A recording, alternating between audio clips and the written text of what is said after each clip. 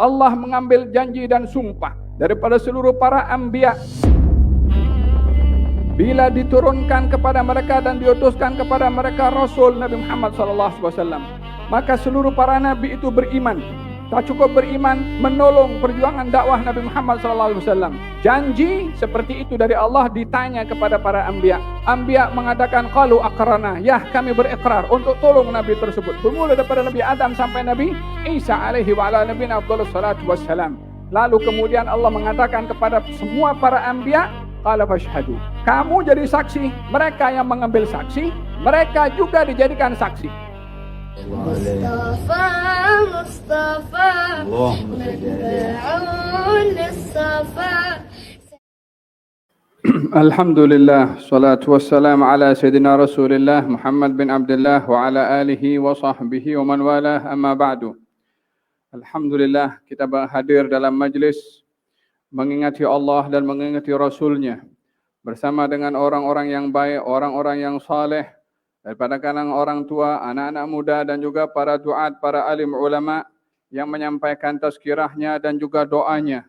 Mudah-mudahan apa yang disampaikan dan juga apa yang didoakan dikabulkan oleh Allah Subhanahu wa taala, diterima oleh Allah Subhanahu wa taala, ditambahkan lagi nikmat oleh Allah Subhanahu wa taala sehingga kenikmatan itu berterusan sehingga kita sampai ke hari untuk berjumpa dengan Allah Subhanahu wa taala. Amin Allahumma amin. Bagaimana tidak kita meminta hal yang sedemikian kepada Allah, karena hidup ini tidak lain dan tidak bukan adalah satu amanah dari Allah.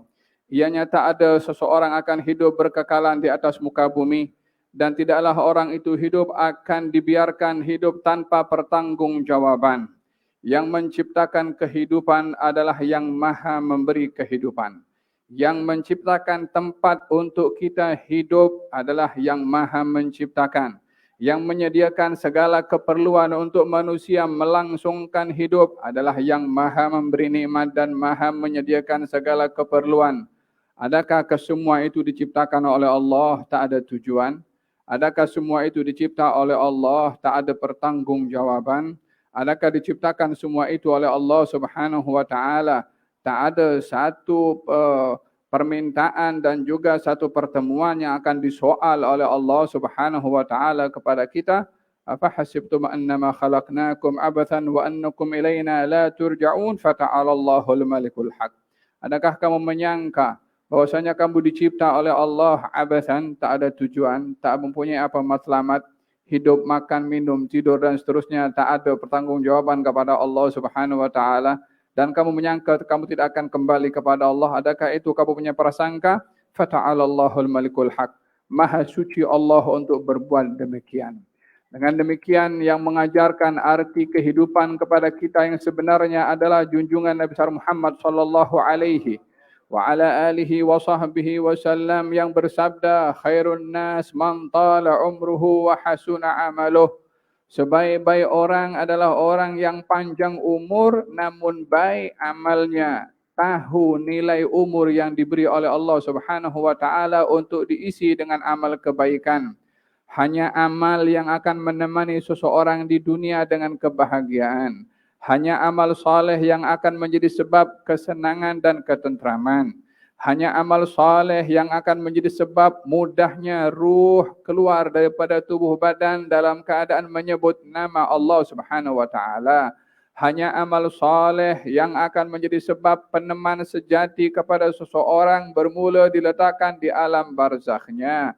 Hanya amal saleh yang akan menjadi wasilah dan sebab ketika dibangkitkan nanti daripada alam barzakh untuk menjadi sebab masuk ke dalam syurga. Ambillah peluang dalam hidup yang singkat ini untuk diisi dengan amal saleh yang manfaatnya tidak dapat kita menghitung karena terlalu besarnya. Manfaatnya tidak berpenghujung.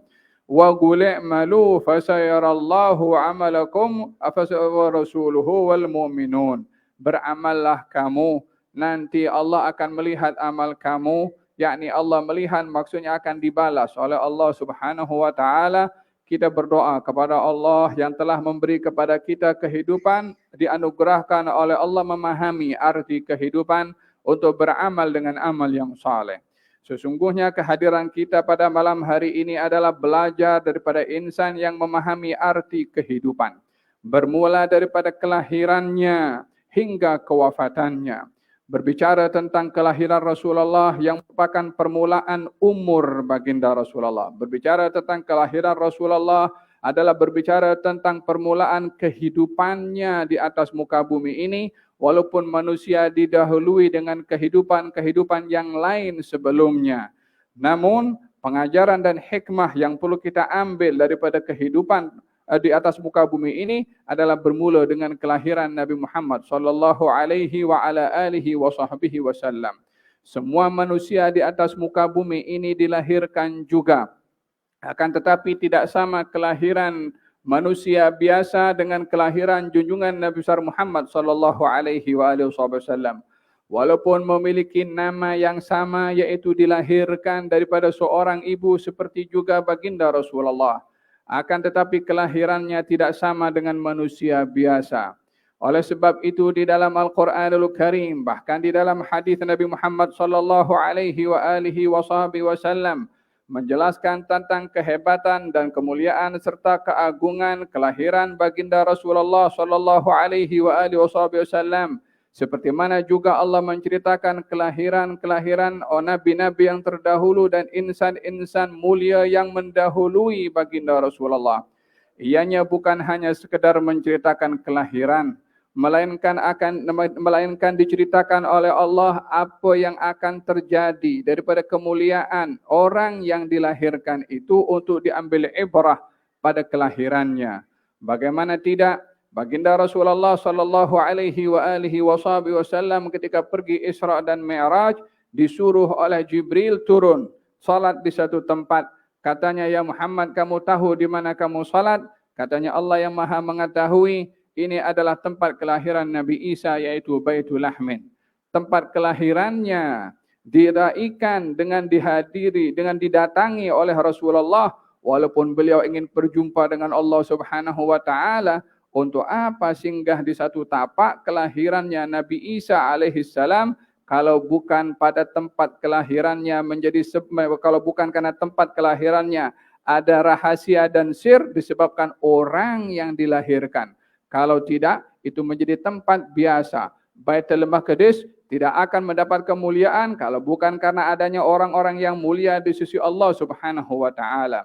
Berapa banyak di dalam Al-Qur'anul Karim Allah Subhanahu wa taala menceritakan masa, menceritakan tempat yang ada keistimewaan pada masa dan tempat karena orang yang istimewa bertepatan dengan masa itu atau bertepatan dengan tempat tersebut, sehingga dikekalkan oleh Allah Subhanahu wa taala kisahnya, ceritanya, supaya minda kita mengingati kepada zaman itu, kepada sejarah itu, kepada kejadian itu, walaupun sekian lama kejadian itu berlaku, tidak menjadi penghalang masa yang jauh untuk kita kembali minda kita mengingati kepada kejadian tersebut. Bukankah di dalam Al-Quranul Karim Allah Subhanahu wa taala menceritakan peristiwa-peristiwa dan tempat-tempat yang ada kejadian sejarah untuk kita mengingatinya. Di antaranya adalah Allah perintahkan kita untuk salat di makam Ibrahim, yaitu batu yang dipijak oleh Nabi Ibrahim. Wattakhidhu min maqami Ibrahim musalla. Jadikan tempat makam Ibrahim tempat untuk kamu salat. Ka'bah ada di hadapan kita. Untuk apa? Kita persis memilih pada bahagian makam Ibrahim, sementara semua kawasan di sekeliling Ka'bah itu sudah memadai untuk kita menghadap kepada rumahnya Allah Subhanahu wa taala. Ya, semua menghadap Ka'bah, menghadap ke rumahnya Allah, tapi ini tempat khusus makam Ibrahim, sehingga ulama menjadi berbeza pendapat. Apa hukumnya memindahkan makam Ibrahim? Batu saja, ya, kalau tengok batunya mata dia hanya melihat pada batu. Tapi kita diajar oleh Allah melihat kepada makam Ibrahim adalah siapa yang pijak itu. Kita tengok kakinya bekas tapak kaki, bukan nak tengok saiznya berapa kaki Nabi Ibrahim alaihissalam.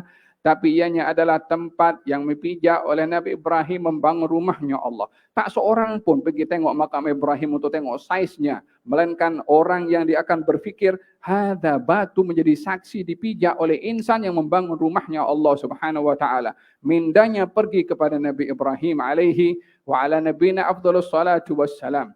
Ketika seorang pergi ke sa'i antara Safa dengan Marwah, naik bukit Safa, naik bukit Marwah, baik sebelum dirubah menjadi sekarang ini yang di bawah ekon dan begitu sejuk, hatta dahulu pun juga orang pada naik ke atas bukit. Sehingga tidak sah seseorang kalau sa'i melainkan naik ke atas bukit Safa dan juga berakhir ke bukit Marwah. Dijadikan oleh Allah di dalam Al-Quran, innas Safa wal Marwata min sya'airillah. فَمَنْ حَجَّ الْبَيْتَ أَوْ اعْتَمَرَ فَلَا جُنَاحَ عَلَيْهِ أَنْ يَطَّوَّفَ بِهِمَا.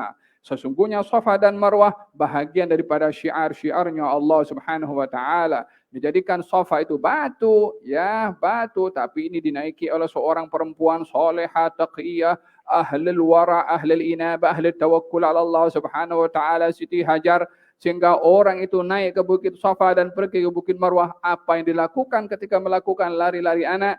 Kalau bukan mengingati peristiwa yang terjadi kepada seorang perempuan yang ribuan tahun jaraknya dengan kita dengan hari ini, kita diingati pun juga bukan kita punya nabi, bukan kita punya zaman, tapi dikisahkan oleh Allah Subhanahu wa taala di dalam Al-Qur'anul Karim. Demikian juga Arafah, Mina dan seterusnya. Tempat-tempat itu diceritakan oleh Allah Subhanahu wa taala. Kalau tengok kesuburannya tanah itu gersang, tapi seorang pergi ke sana bukan tengok subur atau tidaknya, tapi apa yang berlaku di tempat tersebut. Seperti mana juga tempat-tempat yang baik seperti itu diingati. Allah Subhanahu wa taala memerintahkan di dalam Al-Qur'anul Karim. Juga tempat-tempat yang buruk pun juga yang pernah berlaku azab, kita diperintahkan juga untuk berhati-hati, untuk tidak rasa gembira ketika berada di tempat turunnya bala dari Allah Subhanahu wa taala. Kata baginda Rasulullah sallallahu alaihi wa alihi wasallam mengatakan, kalau kamu lalu di satu kawasan yang tempat turunnya bala, fabku fa illam tabku fatabakau. Kalau kamu lewat di kawasan tersebut yang tempat turunnya bala, maka lalulah di sana dalam keadaan menangis atau berpura-pura menangis. Khusyuk, takut kena serpihan daripada bala itu. Balanya sudah ribuan tahun, ya tempat itu menjadi saksi yang buruk kepada orang-orang yang derhaka kepada Allah Subhanahu wa taala, diingati hatta sudah tidak ada orangnya, tapi tanahnya, bekasnya menjadi ingatan supaya kita sadar dan kembali kepada Allah Subhanahu wa taala. Demikian minda kita dibawa oleh Allah akan kejadian-kejadian yang silam. Di dalam Al-Qur'anul Karim Allah Subhanahu wa taala menceritakan peristiwa-peristiwa yang baik untuk kita mengingatinya, yaitu perintah Allah kepada Nabi Musa alaihi salam. Katanya, wa dzakkirhum bi ayyamillah inna fi dzalika laayatin likulli sabarin syakur. Wahai Musa, sampaikan peringatan kepada kaum kamu Bani Israel akan hari-harinya Allah. Akan hari-harinya Allah, kejadian-kejadian yang terjadi dengan izin dan perintah dari Allah Subhanahu wa taala. Sesungguhnya dalam mengingati kejadian-kejadian itu ada tanda-tanda kebesaran Allah Subhanahu wa taala bagi orang bersabar dan orang yang bersyukur.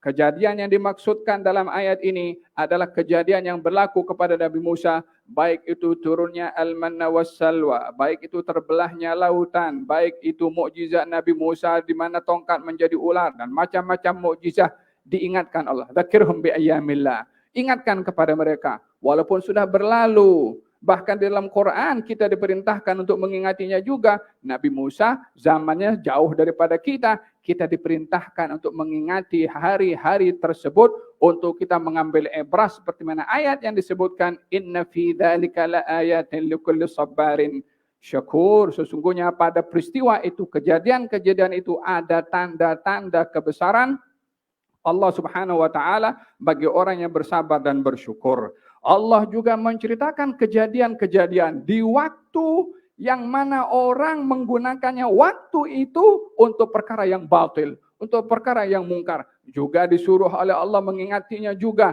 bukan untuk senang, tapi mengambil ibrah.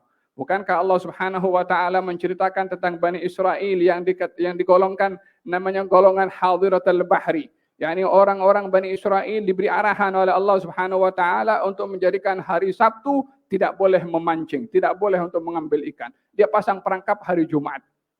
Dipasang hari Jumat, Sabtu tak diambil, hari Ahad baru diambil, dikesahkan oleh Allah, dilaknat oleh Allah Subhanahu wa taala. Untuk apa Allah ceritakan pada hari Sabtu di dalam Al-Qur'anul Karim? Untuk kita mengambil ibrah bagaimana orang yang dia melanggar pada hari masa yang Allah berikan arahan pada masa tersebut, ketika dilanggar dikesahkan oleh Allah Subhanahu wa taala dalam Al-Qur'an. Berapa banyak di dalam Al-Qur'an ini Allah mengkisahkan tempat dan masa untuk kita mengambil ibrah pada masa dan tempat yang disimpan oleh Allah. Ibrah-ibrah itu untuk kita kembali kepada Allah, untuk kita khudu taat kepada Allah, untuk kita insaf dengan mengambil ibrah-ibrah tersebut. Demikian kejadian dan peristiwa kelahiran Nabi Muhammad sallallahu alaihi wa ala alihi wa sahbihi wasallam yang juga direkod oleh Allah Subhanahu wa taala dalam Al-Qur'an dalam beberapa ayatnya. Katanya, alam yajidka yatiman fa'awa. Bukankah didapati engkau, wahai Rasulullah Muhammad, yatim, lalu dijaga oleh Allah, dipelihara oleh Allah. Bila Nabi itu yatim, bermula daripada kelahirannya, karena kalau dalam perutnya belum tentu hidup atau tidak, tapi bermula dengan kelahirannya Nabi dalam keadaan yatim. Allah berfirman, alam yajidka yatiman fa'awa. Bukankah engkau dilahirkan dalam keadaan yatim, yakni bermula dengan kelahiranmu. Fa'awa, dijaga oleh Allah Subhanahu wa taala. Ya salam, kepenjagaannya hatta sebelum Nabi dilahirkan pun.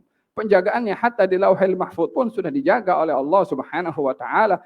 Tapi secara khusus ingin menyebutkan penjagaan dan pemeliharaan saat dilahirkan. Ingin menyebutkan juga tentang kelahiran junjungan Nabi besar Muhammad sallallahu alaihi wa ala alihi wa sahbihi wasallam. Demikian Allah menyebutkan tentang kelahiran baginda Rasulullah dengan disebutkan statusnya sebagai anak yatim. Allah berfirman dalam Al-Qur'anul Karim, la'amruka innahum lafi sakratihim ya'mahun. Demi umurmu wahai Rasulullah Muhammad, Allah bersumpah demi umurnya Nabi, bila seseorang itu dimulakan usianya pada saat dilahirkan juga. Demikian Allah Subhanahu wa taala menceritakan masa kelahiran baginda Rasulullah sallallahu alaihi wa alihi wasallam. Apa yang disebutkan tadi oleh penceramah kita tentang kelahiran Siti Maryam pun diceritakan oleh Allah Subhanahu wa taala asal usulnya. Nabi Isa kelahirannya diciptakan apa disebutkan oleh Allah dalam Al-Qur'an. Wassalamu alayya yauma wulidtu wa yauma amutu wa yauma ub'atsu hayya. Selamat untuk saya, keamanan untuk saya dari Allah Subhanahu wa taala di saat saya dilahirkan, saat saya wafat, dan saat saya dibangkitkan. Nabi Yahya mengatakan wassalamun alaihi yauma wulida wa yauma yamutu wa yauma yub'atsu hayya. Selamat untuk Yahya, aman untuk Yahya di hari dilahirkan, hari diwafatkan, dan hari dibangkitkan. Kenapa disebut hari kelahirannya? Kalau dalam Quran berapa banyak diceritakan tentang kelahiran orang-orang yang mulia sebelum Rasulullah. Adakah muskil untuk kita menceritakan tentang kelahiran Rasulullah sallallahu alaihi wa ala alihi wasallam? Namun kelahirannya tidak hanya dilihat pada fizikalnya sahaja, yang ianya adalah sama-sama dengan manusia yang lain juga dilahirkan. Baginda Rasulullah ketika ingin menyebut tentang kelahirannya, beliau mengikat peristiwa kelahirannya dengan beberapa ikatan. Yang pertama, beliau mengatakan saat beliau dilahirkan, katanya, ya Rasulullah, ketika ditanya tentang berpuasa pada hari Itsnain, katanya, fihi wulidtu wa fihi unzila alayya. Di hari Itsnain saya dilahirkan. Di hari Itsnain saya diangkat menjadi nabi. Nabi di sini menyebutkan kelahirannya dan kenabiannya. Orang bertanya tentang puasa, hukumnya sunnah ke, makruh ke, wajib ke. Tapi Nabi menjawab dengan jawaban bersebab. Bukan lagi dikatakan sunnah atau silahkan. Pada hadis itu, Nabi mengatakan hari itu aku dilahirkan. Yakni puasa hari Isnin itu motifnya, sebabnya aku dilahirkan pada hari itu. Dan yang kedua, pada hari Isnin aku diangkat menjadi nabi atau aku diturunkan wahyu oleh Allah Subhanahu wa taala. Dengan demikian kita memahami kelahiran nabi dikaitkan oleh nabi sendiri dengan ibadah berpuasa. Kalau begitu bukan sembarang kelahiran. Kelahiran mana yang boleh dikaitkan dengan ibadah? Mana ada kelahiran akan menjadi ibadah kepada sesiapapun selain daripada kelahiran Nabi Muhammad SAW. Orang boleh hari kelahirannya dia berpuasa untuk dirinya sendiri karena dia punya birthday, tidak akan menjadi hukum karena sumber hukum adalah Rasulullah SAW. Namun yang menarik pada sabda Nabi Muhammad SAW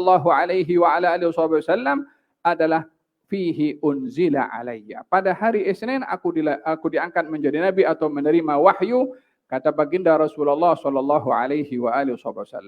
Walaupun kelahirannya secara fisikal itu memiliki keajaiban yang berlaku seperti mana disampaikan tadi dalam qasidah, dalam ceramah juga bahwasanya wa inna ummi, sesungguhnya ibu saya ketika melahirkan saya melihat cahaya yang menerangi istana Busra di negeri Asyam. Istana Busra di negeri Asyam. Syam dengan Mekah perjalanan pergi 1 bulan. Perjalanan balik 1 bulan. Yani kalau pergi balik 2 bulan. Tapi pergi saja 1 bulan. Kejadian yang terjadi pada malam kelahiran Nabi yang diceritakan oleh ibunya dan Nabi menceritakan kepada sahabat dan kepada umatnya, katanya ibu saya menceritakan saat melahirkan saya melihat cahaya.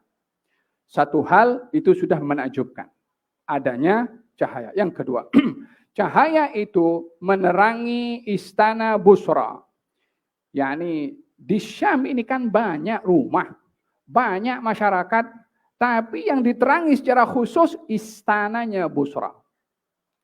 Yang ketiga, kalaupun cahaya itu boleh sampai daripada rumah Nabi sampai ke istananya Busra di negeri Syam, mata siapa yang boleh tengok dalam jarak perjalanan 1 bulan itu untuk pergi?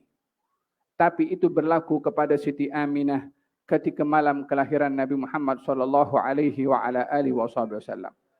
Kalaupun cahaya itu ada, kita kalau ada cahaya terang betul, mana boleh kita akan tembus sejauh mana mata kita memandang. Seterang-terangnya mata kita tidak akan hanya ada beberapa jarak, beberapa meter yang kita tidak dapat menembusi sejauh kecepatan cahaya itu.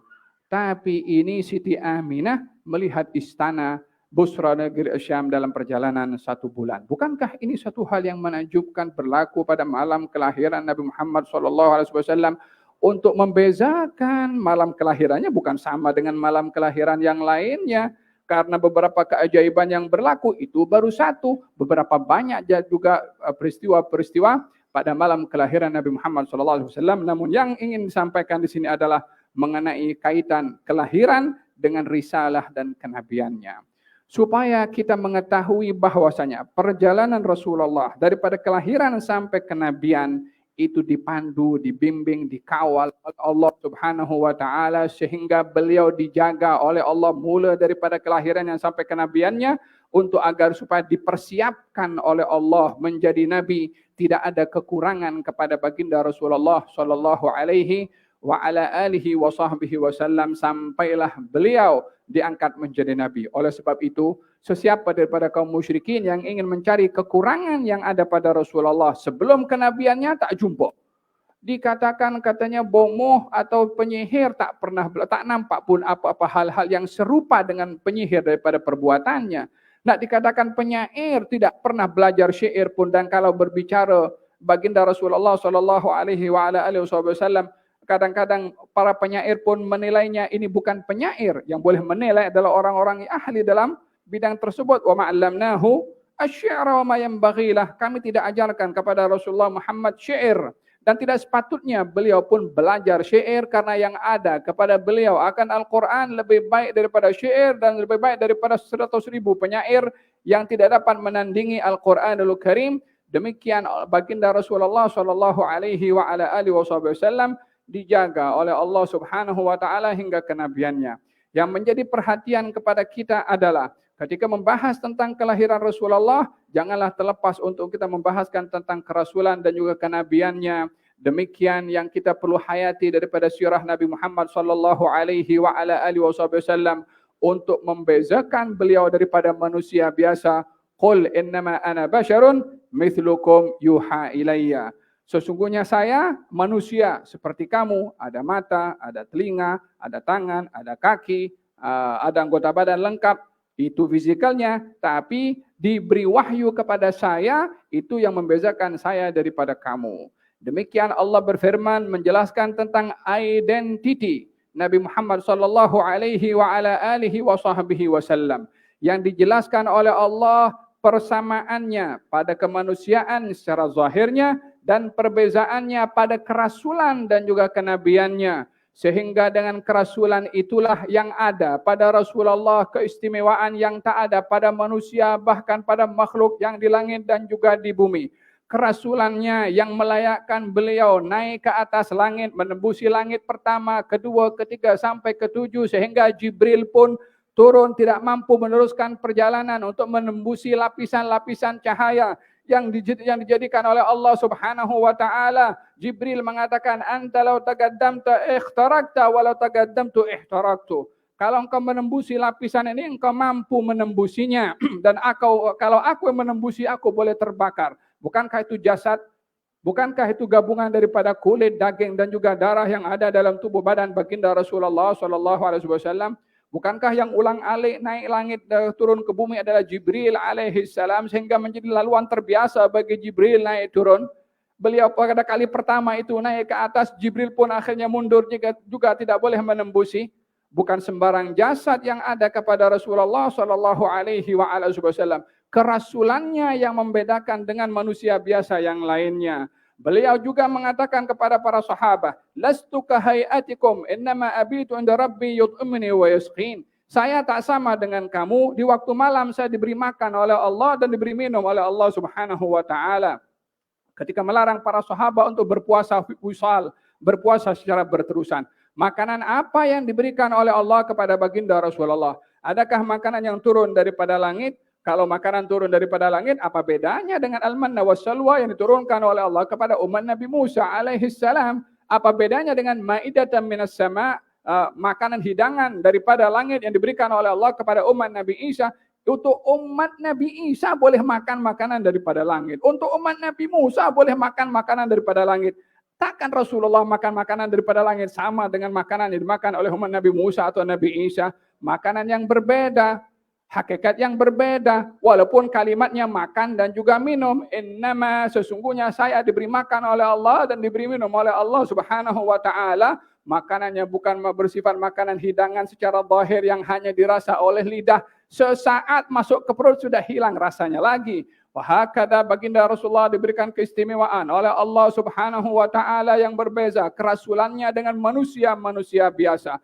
Beliau yang menembusi dalam kenabiannya dengan fisikal tubuh badannya yang sama dengan manusia, memasuki alam barzakh, memasuki alam malaikah, memasuki alam malakut, masuk ke alam syurga, melihat alam neraka. Tubuh badan yang sama dibuka oleh Allah segala-galanya. Bukankah baginda Rasulullah salat di masjidnya, kemudian belum menjadi imam, lalu kemudian baginda Rasulullah menghulurkan tangannya ke depan seakan-akan ingin mengambil sesuatu, lalu ditarik balik. Lalu kemudian baginda Rasulullah mengundur ke belakang sehingga tubuh badannya hampir mengenai kepada makmum yang berada dalam saf yang pertama. Makmum pun berundur ke belakang. Lalu kemudian maju ke hadapan di tempat semula.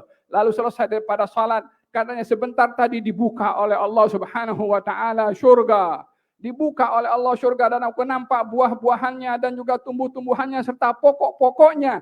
Dan aku ingin petik satu buah saja untuk aku tunjukkan kepada kamu. Yang kalau aku berjaya memetiknya, maka aku tunjukkan kepada kamu sampai hari kiamat buah itu tak akan habis, kata baginda Rasulullah sallallahu alaihi wasallam. Aku berundur ke belakang, ditunjukkan kepada aku neraka, begitu lahap apinya, sehingga aku khawatir api itu mengenai kepada diri aku. Maka aku berundur ke belakang, sehinggalah maju ke hadapan balik. Siapa yang boleh tengok syurga daripada tempatnya di Madinah waktu itu? Siapa boleh tengok neraka daripada tempatnya di Madinah pada ketika itu? Kerasulannya yang melayakkan beliau itu memiliki keluar biasaan berbandingkan kepada manusia-manusia yang lainnya. Beliau pernah berkhutbah, menyampaikan kepada para sahabat, mengingatkan kepada para sahabat, saya tunggu kamu nanti di telaga. Dan saya melihat telaga saya sekarang di hadapan saya.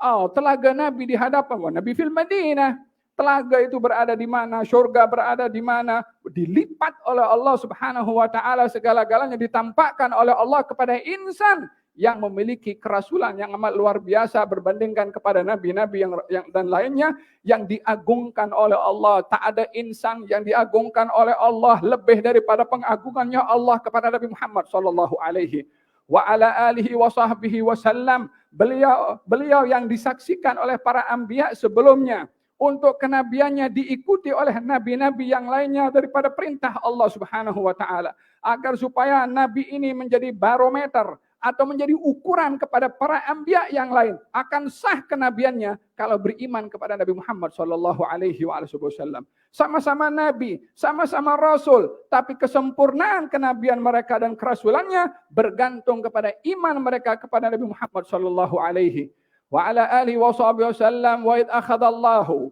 mitsaqan nabiyina lama ataitukum min kitabin wa hikmah thumma ja'akum rasulun musaddiqun lima ma'akum la tu'minunna bihi wa la tansurunnah qala aqrartum wa akhadtum ala dhalikum isri qalu aqrarna qala fashhadu wa ana ma'akum minasyahidin.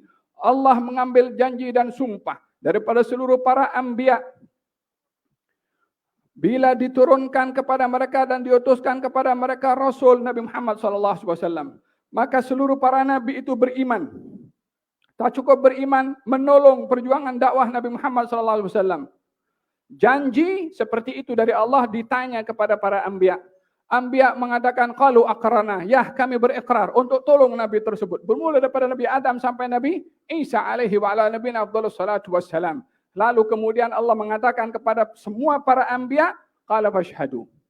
Kamu jadi saksi, mereka yang mengambil saksi, mereka juga dijadikan saksi.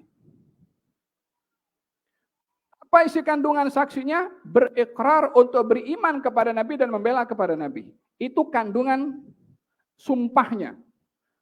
Yang diambil para anbiya dan mereka yang mengambil sumpah dijadikan saksi oleh Allah. Lalu kemudian wa ana ma'akum minasyahidin. Saya Allah bersama dengan kamu wahai para anbiya sama-sama mau menjadi saksi. Tuhan yang menciptakan Nabi menjadi saksi akan kenabiannya Nabi. Kurang apa kedudukan insan ini di mata Tuhan yang menciptakannya? Gal saya menjadi saksi Allah Subhanahu wa taala, menjadi saksi akan kenabian Nabi Muhammad sallallahu alaihi wasallam, menjadi saksi kepada para anbiya untuk membela Rasulullah sallallahu alaihi wasallam. Yang ciptakan Nabi dia Allah Subhanahu wa taala, yang beri anugerah adalah Allah Subhanahu wa taala.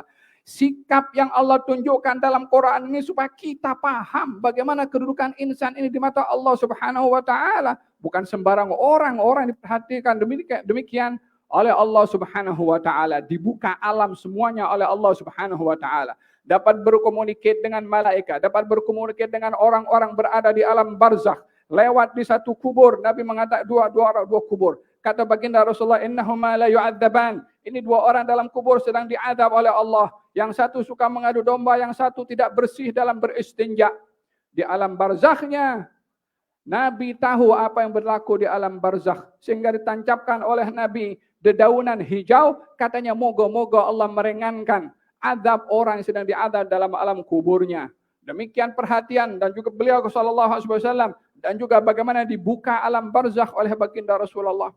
Seorang perempuan bernama Ummu Mihjan yang suka bertugas membersihkan masjid meninggal dunia, dikuburkan. Lalu kemudian baginda Rasulullah menziarahi dan salat di hadapan kuburnya. Setelah salat daripada kubur ditanya, "Ya Ummu Mihjan, apa kamu dapat di alam barzakh sana?" Siapa boleh berbicara kepada orang berada di alam barzakh? Bagi kita tidak dapat untuk berbicara, tapi bagi baginda Rasulullah dibuka semua alam untuk dapat berbicara kepada sesiapa sahaja. Sehingga Ummu Mihjan pun ditanya oleh baginda Rasulullah, sehingga mengatakan dalam satu riwayat kalau Ummu Mihjan menjawab kalau sebaik-baik amalan di dunia adalah membersihkan rumahnya Allah Subhanahu wa taala. Hadirin hadirat, kita ingin kembali ke rumah kita pada malam yang penuh dengan barakah ini, memahami kedudukan insan ini yang mulia dan agung di sisi Allah Subhanahu wa ta'ala. Keagungannya itu diterjemahkan oleh beliau sendiri dengan perhatiannya kepada makhluknya Allah Subhanahu wa ta'ala. Rahmatnya kepada semua makhluk melangkahi semua rahmat yang ada di atas alam semesta ini. Setelah rahmatnya Allah, yang dinampak adalah rahmatnya Rasulullah sallallahu alaihi wa ala alihi wa sahbihi wasallam, mengajarkan kepada kita bagaimana perhatiannya kepada umatnya di masa hidupnya, bagaimana perhatian beliau kepada umatnya saat beliau nazak, memerhatikan kepada umatnya saat beliau setelah wafat, memerhatikan kepada umatnya ketika beliau dibangkitkan, memerhatikan kepada umatnya saat beliau ingin masuk syurga. Masih diperhatikan di semua situasi yang amat genting. Dalam hidupnya, beliau memerhatikan sebagaimana hadis yang dibacakan oleh Ustaz Nasrullah sebentar tadi tentang a'jabul mu'minina imanan. Orang yang paling takjub imannya adalah orang yang beriman kepada Nabi namun tidak melihat kepada baginda Rasulullah sallallahu alaihi wasallam. Itu pun juga dikatakan sebagai golongan orang yang amat takjub imannya, diperhatikan oleh Nabi sallallahu alaihi wasallam. Nazak beliau, Jibril datang kepada baginda Rasulullah. Nabi tanya, "Ya Jibril, man li ummati?" Kata baginda Rasulullah, "Ya Jibril, siapa nak jaga aku punya umat? Siapa yang akan memelihara aku punya umat ini?" Demikian soalan Nabi sallallahu alaihi wasallam seperti mana diriwayatkan oleh Imam Ad-Darqutni dan Imam Al-Ghazali dalam kitab Ihya-nya. Perhatian beliau saat nazak soalannya adalah tentang umatnya. Di alam barzakhnya, beliau sendiri bersabda, akan dihantarkan amal kamu yang baik dan yang buruk. Kalau aku dapati amal baik, aku bersyukur kepada Allah. Kalau kamu berbuat amal yang tak baik, aku minta ampun kepada Allah untuk kamu supaya diampunkan oleh Allah. Hatta di alam barzakhnya, selain beliau menerima salawat orang yang bersalawat, beliau juga beristighfar untuk umatnya yang berbuat dosa. Mana ada orang beri perhatian kepada orang lain. Di dalam sekian lama beliau berada di alam barzakhnya, yang diperhatikan juga adalah akan perbuatan daripada umatnya. Dan di alam akhirat nanti jangan tanya bagaimana kedudukan yang ditunjukkan oleh Allah kepada baginda Rasulullah sallallahu alaihi wa ala alihi wasallam. Katanya tak akan masuk syurga sesiapapun sehingga Rasulullah dan umatnya dulu masuk syurga. Sehingga seluruh para anbiya akan menunggu walaupun hisab mereka sudah selesai. Hisab umatnya sudah selesai. Selagi belum selesai urusan Rasulullah dan juga umatnya, tak ada sesiapapun yang akan mendahului Rasulullah untuk masuk syurga sebelum ketukan syurga itu diketuk oleh tangan mulia Nabi Muhammad sallallahu alaihi wa ala alihi wasallam. Demikian kedudukan baginda Rasulullah sallallahu alaihi wasallam di sisi Allah dan perhatiannya kepada umatnya. Hanya kita sebagai umat yang dianugerahkan dan diperuntukkan oleh Allah untuk menjadi umat insan termulia ini. Apa yang sudah kita hayati daripada kehidupan beliau. Malu kalau kita mengatakan saya umatnya Nabi Muhammad. Amal tidak, akhlak tidak, zikir tidak, ajarannya diabaikan. Mau mengaku apa kalau kita begitu kepada baginda Rasulullah SAW? Katanya jangan sampai di akhirat nanti hanya mendakwa sebagai umatnya Nabi tanpa kita tunjukkan amalan yang kita hayati daripada sirah Nabi Muhammad SAW. Dalam majelis yang penuh dengan barakah ini kita mendekatkan tangan kepada Allah. Mudah-mudahan dengan keberkatan insan yang mulia ini Allah Subhanahu wa taala anugerahkan kepada kita penghargaan akan kemuliaan yang diberikan oleh Allah kepadanya dan juga kepada kita disebabkan oleh kerana baginda Rasulullah untuk kita dapat menghargai anugerah tersebut dan penghayatan kita akan kehidupan Nabi Muhammad sallallahu alaihi wa ala alihi wasallam. Bila disebutkan di dalam hadis, kalau orang yang buta berdoa kepada Allah dengan bertawassul kepada Rasulullah, dikabulkan doanya dan juga diangkat kesusahannya, diangkat penyakit butanya sehingga dapat melihat dengan berkat Rasulullah sallallahu alaihi wasallam. Kita berdoa dengan keberkatan Rasulullah di malam 12 Rabiul Awal ini. Mudah-mudahan Allah Subhanahu wa taala ampunkan dosa kita dengan keberkatan Rasulullah diangkat derajat kita dengan keberkatan Rasulullah, ditambah iman dan ma'rifah kita dengan keberkatan Rasulullah, ditambahkan kecintaan kita kepada Allah dan Rasulnya sehingga dapat merasai manisnya iman dan cinta dengan keberkatan Rasulullah, dan mudah-mudahan tidak dipisahkan oleh Allah kita semua daripada Rasulullah, la fid dunya wala fil naza wala fil barzakh wala fil akhirah wala fil jannah ya arhamar rahimin. Mudah-mudahan dekat dengan beliau dalam semua keadaan untuk kita dapat melihat wajahnya, bukan di akhirat saja tapi di dunia mau lihat dulu insyaallah ya rabbal alamin. Dianugerahkan oleh Allah Subhanahu wa taala dengan kelayakannya Allah, bukan dengan kelayakan kita, dengan sifat pemurahnya Allah, bukan dengan amalan kita, karena amalan kita tak ada apa-apanya untuk kita nak tunjukkan kepada Allah Subhanahu wa taala. Maka kita berdoa dengan sifat pemurahnya Allah, dengan keberkatannya Rasulullah, dianugerahkan oleh Allah untuk bersama murafaqah dengan baginda Rasulullah sallallahu alaihi wa ala alihi wasallam ya arhamar rahimin. Berikan panjang umur, sehat wal afiat kepada para syiban-syiban kita yang hadir bersama dengan kita pada malam hari ini. Habibana Hamid Albar, Habibana Ali bin Muhammad As-Sagaf, Tan Sri Zainal Abidin Jamalul Lail, dan juga Datuk Hussein bin Abdul Qadir Al-Habsyi, Mustafa Al-Qusi, Datuk Uthman, dan para hadirin semua yang hadir bersama dengan kita. Uthman Al-Masyhur tak dapat sebut satu-satu tanpa mengurangkan penghormatan saya, dan juga kepada para asatidzah menyampaikan Hayu Ali Ridha, Maula Khaila, dan juga Ustaz Nasrullah, Ustaz Badur Rahman. Mudah-mudahan Allah Subhanahu wa taala seperti mana kumpulkan kita di taman syurga pada malam hari ini, dikumpulkan oleh Allah di telaganya Nabi Muhammad sallallahu alaihi wasallam dengan keberkatan baginda Rasulullah wa sallallahu alaihi wasallam Muhammadin wa ala alihi wasallam. Alhamdulillahirabbil alamin.